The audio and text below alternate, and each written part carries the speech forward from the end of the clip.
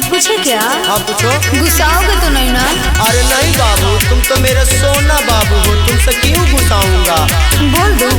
हाँ किस कलर की चड्डी पहने हो? की का पूछा तारू हो, पगलाइल बड़ू का? बताओ ना बाबू। चुप। बताओ ना बाबू। चुप। काहे बोलो तारू असली लय बाबू, बड़ू तू कुंवर अभी हो खाना बेकाबू। बाबू ना बोलो। काहे बोलो तारू असली लय बाबू, बड़ू कुंवर अभी हो खाना बेकाबू। बता दो ना। बोले लू ऐसन बात हो जागा के सारी रात, काहे आवे नहीं तोहरा शरम?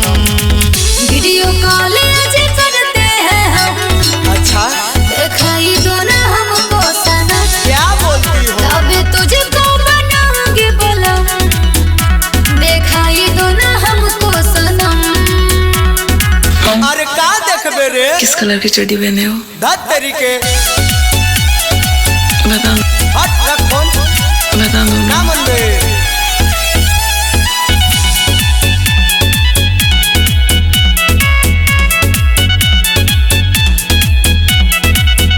अभी मिले नहीं, दूर से दीदार कर दो।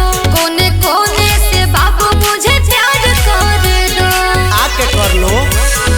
किस कलर की चड्डी पहने हो? लागे आज तू हमें पगलाई देबू हो, पूरा इज्जत के माटी में मिलाई देबू हो।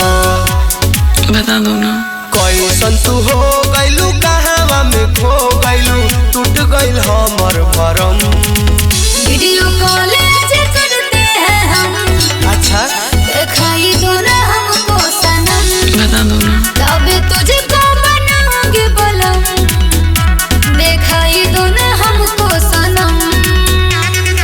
किस कलर की चड्डी पहने हो? अरे का बताई रे?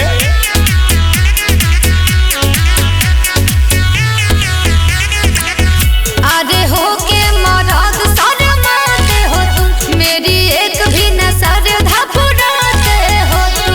लाज नहीं के लागत तोरा हैं? किस कलर की चड्डी पहने हो? सुन याद न आज के बाद करी हो, करतानी हम बरे कब नहीं बात करी हो।